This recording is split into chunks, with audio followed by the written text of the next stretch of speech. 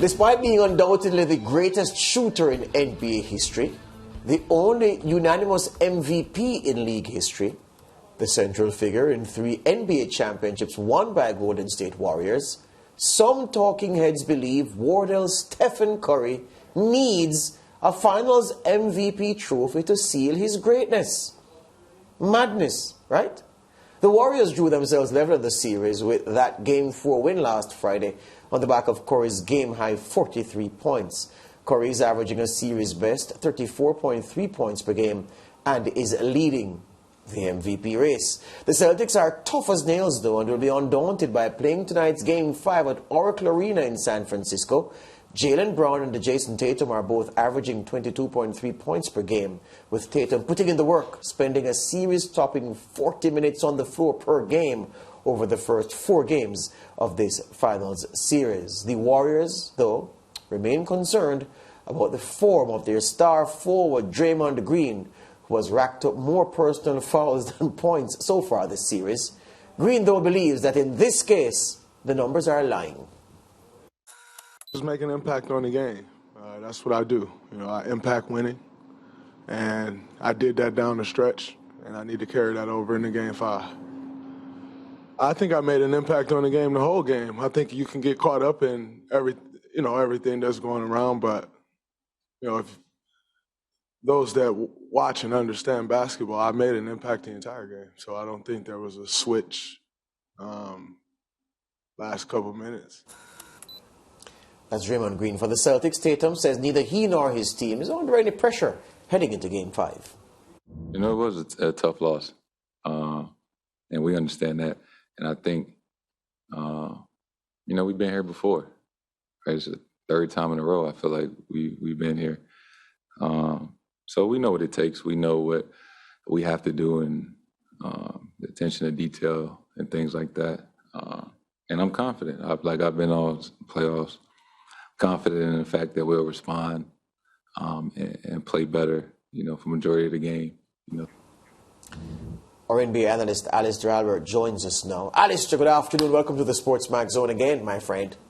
Good afternoon, George. Good afternoon. Thanks for having me. Yeah. All right, so let's talk about Draymond first of all. His mom even took a pop at him. It's a tweet she later removed. But everybody's talking about Draymond because Draymond's performance is a bit harum-scarum, if I may put it mildly.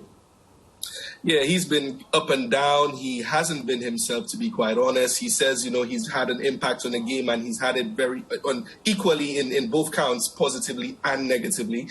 Like you said in your little summary, he's averaging, he's totaling more fouls than points, 18 fouls to 17 total points in this whole final series, averaging 4 points a game. So yeah, he's kind of tilted the scale in both ways for the Warriors. And what he says here again is Draymond trying to show that he can be leveled and poised and confident, that he doesn't need to score a great amount of points to be able to have an impact on the game, and he's doing that, like I said, in equal measure, positively and negatively.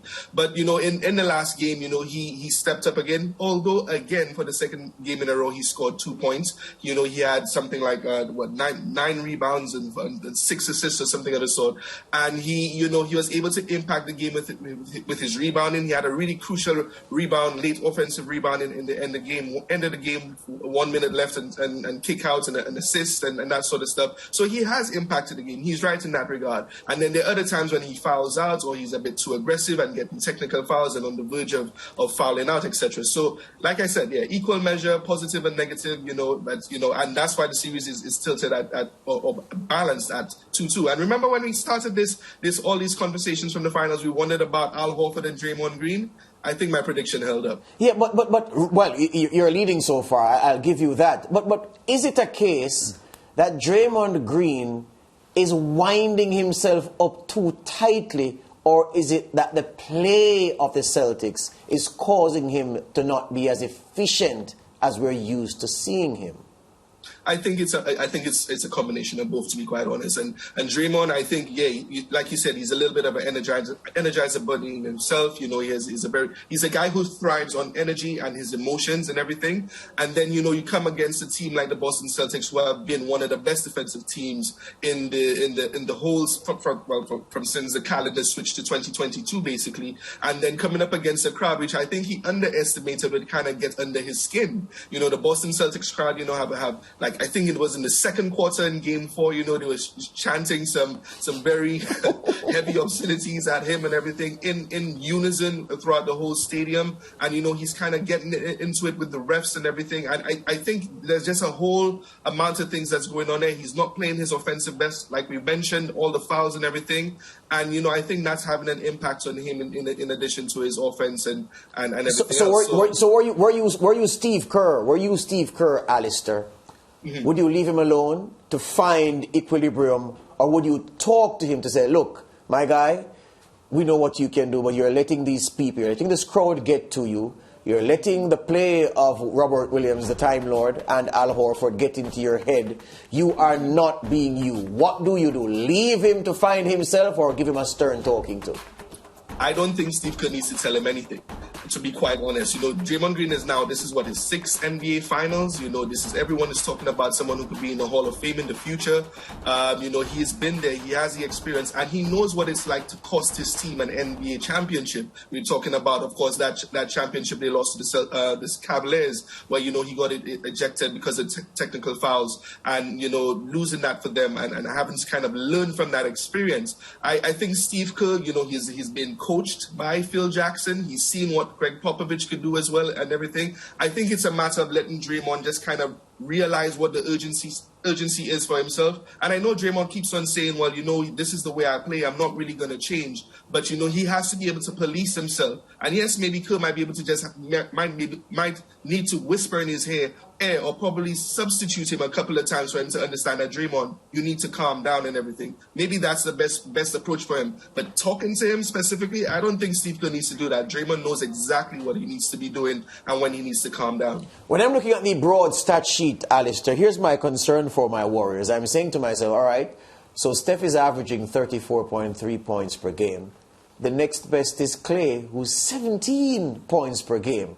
That's a troubling gap. Yeah, because when I look at the Celtics, well, the Warriors are averaging like 105 points per game over the first 4 of the series. The Celtics are like 103 points something, so there's nothing much in it.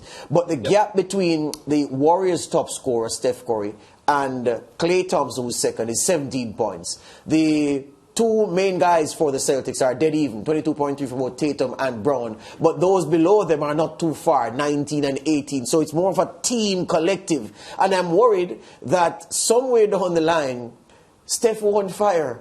And then the Warriors are going to be in deep, you know what. Yeah, and it is a concern but I think one of the things you mentioned at the start of your summary as well was whether or not he needs a final MVP to cement his legacy. He doesn't. For me, he doesn't.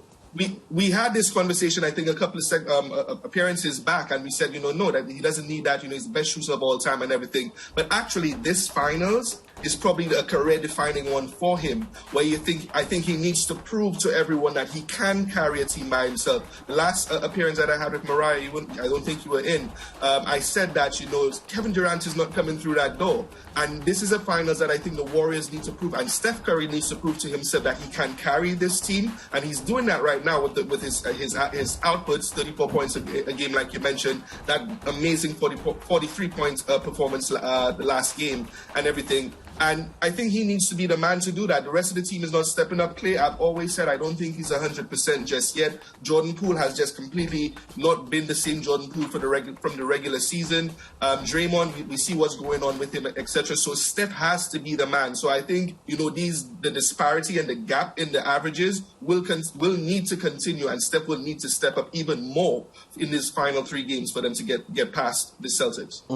Yeah, there you go. All right, so Game 5 ahead of us. Quickly want to call it. What are you calling Game 5 for?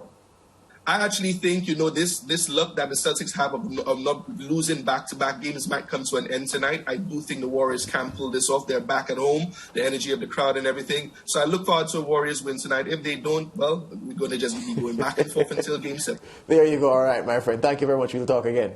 See you later, guys. Bye. That's our NBA expert, Alister Albert, giving us his perspective on Game 5 of the Warriors and the Celtics, and just his perspective on the series to this point. We take a break. Back with him on the Sports Mag Zone after this is a live shot of the Oracle Center in San Francisco, well, not San Francisco Valley, but San Francisco, where Game 5 will be played. Our director has given us this shot because he wants to say, well, this is where the Celtics go ahead, because he's riding with the Celtics, but he's riding a bicycle. And Lawrence Whitaker, who's riding the Warriors, the Warriors are traveling like, I don't want to say whoa, they're traveling like Atomica. they're on a motorbike. Since he's on a bicycle, the Warriors are on a motorbike. I hear you on that, my friend. Break with more, back with more after these.